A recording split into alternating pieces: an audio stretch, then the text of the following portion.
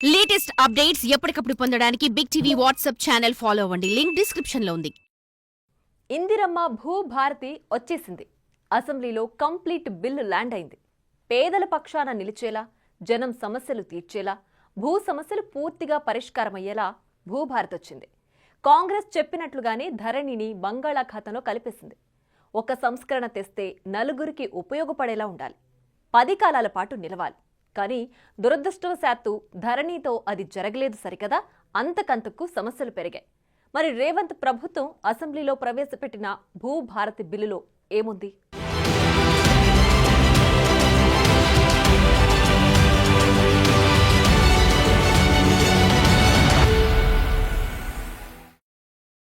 భూములకు పూర్తి భద్రత, సమస్యలకు పరిష్కారం, ఈజీగా యాక్సెస్, ఆన్లైన్ మాన్యువల్ గా రికార్డుల మెయింటెనెన్స్, ప్రభుత్వ భూములపై స్పెషల్ ఫోకస్ ల్యాండ్ ట్రిబ్యునల్స్. ఒక్కటేంటి ROR 2024 భూభారతి బిల్లు సమస్త భూ సమస్యలకు పరిష్కారం చూపే దిశగా రూపుదిద్దుకుంది. ఇందులో హైలైట్ ఏంటంటే ఇటు ప్రజలు అటు మేధావుల సూచనలు సలహాలతో రూపుదిద్దుకున్న తొలి చట్టమిది. భూమి చుట్టూ సమస్య ఏముందన్నది రైతులకు జనాలకే తెలుసు. అందుకే ఎలాంటి పరిష్కారాలుంటే సమంజసమో వాటినే పొందుపరుస్తూ భూభారతొచ్చింది. ధరణి మాదిరిగా 1,00,000 సమస్యలను మోసుకురావటం కాదు, ఒక్క దెబ్బతో సమస్యలన్నీ సెటిల్ చేసేలా భూభారతి కాస్త లేటుగా అయినా లేటెస్ట్ గా వచ్చేసింది. 2020 ROR చట్టం ద్వారా తీసుకొచ్చిన ధరణి పోర్టలతో 3 ఏళ్లలోనే లక్షలాది కొత్త సమస్యలు తలెత్తాయి. కొండ నాలికకి మందేస్తే ఉన్న నాలిక ఊడినట్లు ధరణి పరిస్థితి తయారైంది. రేవంత్ ప్రభుత్వం అసెంబ్లీలో ప్రవేశపెట్టిన భూభారతి బిల్లులో హైలైట్స్ ఏంటో ఓసారి చూద్దాం. ధరణిలో ల్యాండ్ రిజిస్ట్రేషన్, ఆ వెంటనే మ్యూటేషన్, ఇదొక్క వెసులుబాటు తప్ప మిగతావన్నీ సమస్యల సుడిగుండమే. అందుకే రైతులు తహసీల్దార్, కలెక్టర్ ఆఫీసుల చుట్టూ చెప్పులరిగేలా తిరిగారు. అయినా నేటికి సమస్యలు పరిష్కారం కాని వారెందరూ. ఇక పార్ట్ బి భూముల సంగతి చెప్పక్కర్లేదు. సో వీటన్నిటికీ జవాబిచ్చేలా, సమస్యలకు సొల్యూషన్ చూపేలా భూభారత్ వచ్చింది. చెప్పాలంటే సామాన్యుల భూ హక్కుల పరిరక్షణే ధ్యేయంగా 2024 ROR భూభారతి చట్టం రూపొందించారు. ఈ ఏడాది ఆగస్టు 2న ముసాయిదా బిల్లును సభలో ప్రవేశపెట్టింది ప్రభుత్వం. అంతేకాదు ప్రజా ప్రతినిధులు, మేధావులు, విశ్రాంత అధికారులు జనం సలహాలు, సూచనలు స్వీకరించి కొత్త చట్టాన్ని రెడీ చేశారు. 18 రాష్ట్రాల్లోని ROR చట్టాలను స్టడీ చేశారు. అందులో ది బెస్ట్ అనుకున్న వాటిని బిల్లులో పొందుపరిచారు. ఏదైనా బిల్లు తెచ్చినా, చట్టం తీసుకొచ్చినా జనానికి ఉపయోగపడేలా ఉండాలి, అంతేగాని రుద్దేలా ఉండొద్దు. సో వాటన్నిటిని దృష్టిలో పెట్టుకుని వచ్చింది భూభారతి. తప్పుల తడకగా వచ్చిన ధరణిని బంగాళాఖాతంలో కలిపిన భూభారతిలో చాలా ప్లస్ పాయింట్స్ ఉన్నాయి. 2020 ధరణిలోని తప్పులను అధ్యయనం చేసి భూభారతి ద్వారా సరిదిద్దటం ఒకటి, పార్ట్ బిలో ఉన్న 18 లక్షల ఎకరాలకు పరిష్కారం చూపటం రెండోది, గ్రామీణ ప్రాంతాల్లోని గ్రామకంఠం భూముల సమస్యలకు పరిష్కారం చూపటం, భవిష్యత్తులో భూ వివాదాలకు తావు లేకుండా ఎంజాయ్మెంట్ సర్వే ద్వారా శాశ్వత పరిష్కారం కల్పించడం లాంటివున్నాయి. రిజిస్ట్రేషన్ దస్తావేజుల ద్వారా వచ్చే మ్యూటేషన్ జరిగేటప్పుడు ఏవైనా తప్పులు జరిగితే అప్పీల్ చేసుకునే వ్యవస్థ ఏర్పాటు చేస్తున్నారు. భూముల వ్యవస్థలో తప్పులను సరిచేసే మెకానిజం అన్నిటికంటే చాలా కీలకం. అది ప్రజలకు చాలా రిలీఫ్ ఇస్తుంది. కానీ గతంలో ఇదే జరగలేదు. సమస్యలు పరిష్కారం కాక జనాలు ఎన్నాళ్లు వెయిట్ చేస్తారు? వారి సహనానికి ఓ హద్దుంటుంది. దాన్ని గత ప్రభుత్వం పరీక్షించింది. కానీ ఇప్పుడు రేవంత్ రెడ్డి ప్రభుత్వం మాత్రం ప్రజలకు రిలీఫ్ ఇచ్చేలా భూభారతి తెచ్చింది. 14 రకాల భూమి హక్కులపై మ్యూటేషన్ పవర్స్ ను మళ్లీ RDOకు అప్పగిస్తున్నారు. 2020 నవంబర్ 10 వరకు ఆన్లైన్లో వచ్చిన సుమారు 9.24 లక్షల సాదా బైనామా దరఖాస్తులకు పరిష్కారం భూభారతి చూపబోతోంది. అంతేకాదు దేశంలో ప్రతి పౌరుడికి ఆధార్ నెంబర్ ఎలా ఉంటుందో మన రాష్ట్రంలో భూములకు భూధార్ నంబర్ ఇవ్వబోతున్నారు. 2014కు ముందు రెవెన్యూ రికార్డుల నిర్వహణ, జమాబందీ ఎలా ఉండేదో ఇకపైన అదే విధంగా కొనసాగించబోతున్నారు. త్వరలోనే ప్రతి రెవెన్యూ గ్రామానికి ఒక అధికారి ఉండబోతున్నారు. సో ప్రభుత్వ భూమికి, ప్రజల భూమికి పక్కాగా లెక్క ఉండేలా చూస్తున్నారు. భూ వివాదాల గ్రీవెన్స్ అప్పీళ్ల కోసం ల్యాండ్ ట్రిబ్యునల్స్ ఏర్పాటు చేయనున్నారు. ప్రభుత్వ ఆస్తుల్ని, రికార్డుల్ని ఉద్దేశపూర్వకంగా ఎవరైనా తారుమారు చేస్తే CCLA ద్వారా రివిజన్ చేసుకునే ఆప్షన్ను ఈ చట్టంలో పొందుపరిచారు. అంతేకాదు ప్రభుత్వ ఆస్తుల్ని ఉద్దేశపూర్వకంగా తారుమారు చేసే అధికారులపై చర్యలు తీసుకుని శిక్షించే అధికారాన్ని ఈ చట్టం ద్వారా తీసుకురాబోతున్నారు. ఇక 2014 ముందు పాస్బుక్లు కలిగి ఉండి అనుభవదారుడిగా పొజిషన్లో ఉన్నవారు ధరణి తర్వాత రోడ్డున పడ్డారు. భూభారతిలో పట్టాదారులు, అనుభవదారులు అభద్రతా భావానికి గురికాకుండా డీల్ చేయబోతున్నారు. అంటే ఎవరి హక్కులకు భంగం కలగకుండా చూస్తారు. రికార్డులన్నీ ఆన్లైన్లో ఉంటే చాలా సమస్యలుస్తాయి. అందుకే రెవెన్యూ రికార్డులు ట్యాంపరింగ్ జరగకుండా కంప్యూటర్ రికార్డులతో పాటు ఎప్పటికప్పుడు మాన్యువల్ కాపీలను రెవెన్యూ ఆఫీసుల్లో అప్డేట్ చేస్తూ భద్రపరచబోతున్నారు. సో ఒక దగ్గర మిస్ అయినా మరో దగ్గర పొందే ఛాన్స్ ఉంటుంది. ఒక అద్భుతమైన చట్టాన్ని బేసిజాలకి పోకుండా ప్రధాన ప్రతిపక్షంలో ఉండే అనుభవజ్ఞులైన నాయకులు ఇచ్చిన సూచనలు కూడా ఈ చట్టంలో క్రోడీకరించి ఎక్కడ చిన్న పొరపాటు జరగకుండా ఈ చట్టాన్ని తమర ద్వారా ఈ సభకి యావత్ తెలంగాణ రాష్ట్రానికి పరిచయం చేయడం జరిగింది. ధరణిలో 33 మాడ్యూల్స్ ఉంటే దాన్ని 6 మాడ్యూళ్లకు కుదిస్తున్నారు.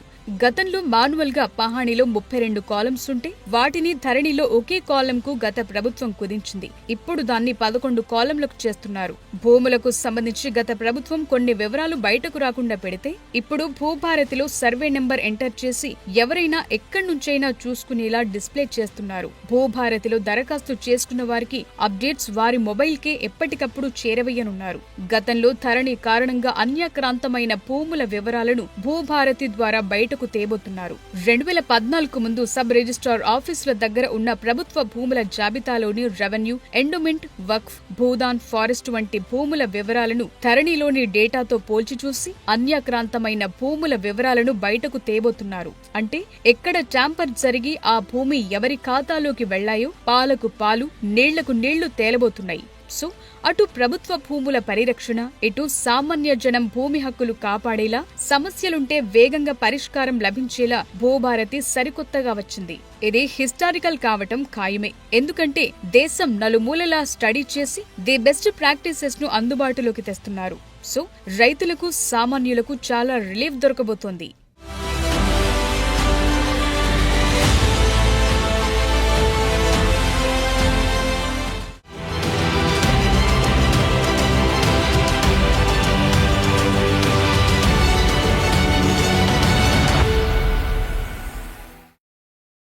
రైతుల పాలిట ధరణి ఓ పీడకల. ఇప్పుడు దాని పీడ విరగడవుతోంది. మంగళాఖాతంలో కలవబోతోంది. అసలు భూభారతి హైలైట్స్ చూస్తే చాలు ధరణిలో ఎన్ని లోపాలున్నాయో తెలుస్తుంది. 1 కాదు 2 కాదు 1,00,000 సమస్యలను మోసుకొచ్చింది. జలగలా పీడించింది. కంటి మీద కునుకు లేకుండా చేసింది.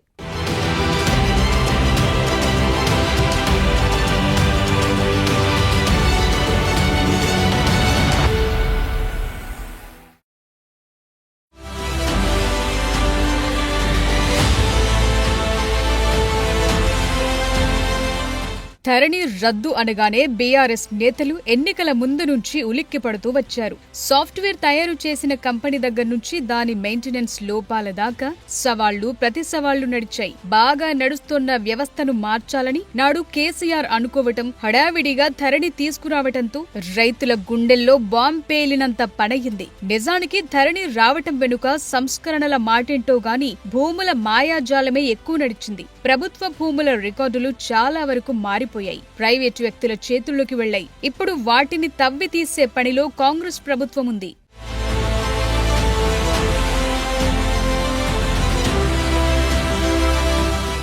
ధరణి సాఫ్ట్వేర్ అందుబాటులోకొస్తుందని తెలిసిన వెంటనే 2020 సెప్టెంబర్ 7న హఠాత్తుగా రిజిస్ట్రేషన్లను నాటి సర్కార్ నిలిపివేసింది. తరువాత కొత్త రెవెన్యూ యాక్ట్ తెచ్చింది. 2020 అక్టోబర్ 29న నాటి సీఎం చేతుల మీదుగా ధరణి పోర్టల్ను ప్రారంభించారు.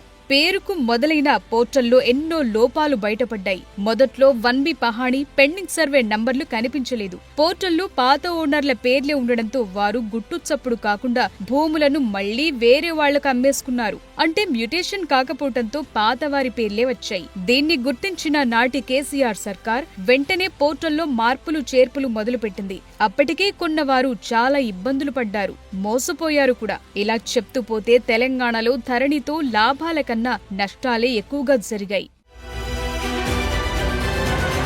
కేసీఆర్ మాత్రం ధరణితో రైతు సమస్యలు తొలగిపోయాయని, క్షణాల్లో రిజిస్ట్రేషన్లు జరుగుతున్నాయని, భూ రికార్డులు భద్రంగా మారాయని, ఎవరికీ లంచాలిచ్చే పని లేకుండా పోయిందని చెప్పుకుంటూ వచ్చారు. కానీ వాస్తవంలో మాత్రం అలా జరగలేదు. ధరణి వచ్చి రాగానే భూముల లెక్కలు చాలా వరకు మారిపోయాయి. ప్రజలను కన్ఫ్యూజన్లోకి నెట్టేసి ఆ గందరగోళంలో తెరవెనుక కథలు నడిపించారన్న డౌట్లు తెరపైకొచ్చాయి. ధరణి పోర్టల్లో 70 లక్షల మందికి చెందిన 1.5 ఎకరాల వ్యవసాయ భూముల డేటా, అలాగే ప్రభుత్వ, ఎండోమెంట్, వక్ఫ్, అటవీ శాఖలకు చెందిన మరో 1 కోటి ఎకరాల భూ రికార్డులున్నాయి. కానీ అవి అటు ఇటు అయ్యాయన్న ఆరోపణలు అప్పట్లోనే గుప్పుమన్నాయి.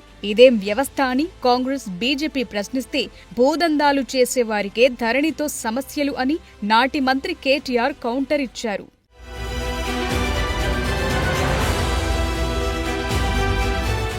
నిజానికి ఒడిశాలో ఈ ధరణి రిజిస్ట్రేషన్ పేరుతో వ్యవసాయ భూముల కోసం 2010 జనవరి 4న ILNFS సంస్థ కొత్త వ్యవస్థ తీసుకొచ్చింది. అదే మోడల్లో కేసీఆర్ ధరణి తీసుకొచ్చారు. ఒడిశా అమలు చేసిన విధానంపై గతంలో కాగ్ అక్షింతలు కూడా వేసింది. ఒడిశాలో ఫెయిల్ అయిన వ్యవస్థపై కేసీఆర్ నాడు వెనక్కు తగ్గలేదు. పైగా దేశంలో అదే అద్భుతమైన వ్యవస్థ అని కలరింగ్ ఇచ్చారు. కేసీఆర్ ధరణి బావుందని అన్నారు తప్ప డేటా సేఫ్టీ, ఈ సైట్ను నిర్వహించే సంస్థల గురించి అస్సలు మాట్లాడలేదు. రైతుల సమస్యలన్నీ తీరిపోయాయని చెప్పినా అన్ని జిల్లా కలెక్టరేట్లలో, ప్రజావాణిలో ధరణిపైనే ఎక్కువ అప్లికేషన్లొస్తే మాట మాట్లాడలేకపోయారు. పోర్టల్ను ఎవరు నిర్వహిస్తున్నారని సమాచార హక్కు చట్టం కింద ఎన్ని దరఖాస్తులు పెట్టినా CCLA నుంచి రియాక్షన్సే కరువయ్యాయి. అది ధరణి మాయాజాలం.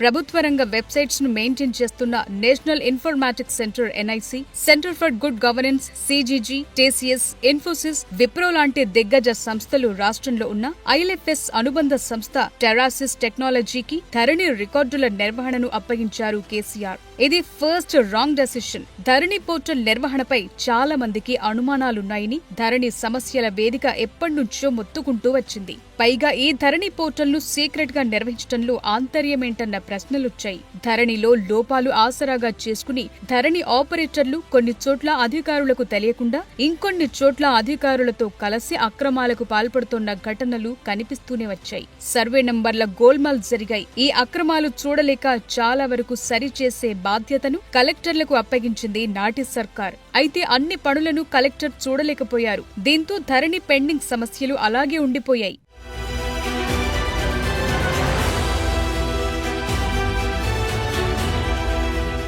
అసలు రిజిస్ట్రేషన్లు ఎన్ని రకాలుంటాయన్న కనీస అవగాహన, కనీస కసరత్తు లేకుండానే రాష్ట్రంలో ధరణిని లాంచ్ చేశారన్న విమర్శలున్నాయి. భూముల రిజిస్ట్రేషన్ రైతుల నుంచి రైతులకు మాత్రమే ఉండదు. రైతుల నుంచి కంపెనీలు, కంపెనీల నుంచి సొసైటీలు, NRI రిజిస్ట్రేషన్లు, ఇలా రకరకాలుగా ఉంటుంది. కానీ ధరణి ఆరంభంలో వీటిని చేర్చలేకపోయారు. ఆ తరువాత విమర్శలు పెరగటంతో ఒక్కో మాడ్యూల్ కలుపుతూ వచ్చారు. క్షేత్రస్థాయిలో రెవెన్యూ సిబ్బంది చేసిన తప్పులకు రైతులు బలయ్యారు. వారి సర్వే నంబర్లు తప్పుపడ్డాయి, పేర్లలో తప్పులొచ్చాయి. గ్రౌండ్ లో భూమి ఒకలా ఉంటే సర్వే నెంబర్లలో ఎక్కువ తక్కువలు నమోదయ్యాయి. రైతు తన భూమిలో కొంత అమ్ముకున్న మ్యూటేషన్ పూర్తయిన పాస్బుక్ లో రైతుల ఖాతాలో పాత విస్తీర్ణమే కనిపిస్తున్న పరిస్థితి ఉంది. అన్ని కలెక్టర్ లాగిన్ కే ఇచ్చారు. మరి జిల్లా పరిధిలో కలెక్టర్ సమస్యలన్నిటికీ పరిష్కారం చూపే పరిస్థితి ఉందా?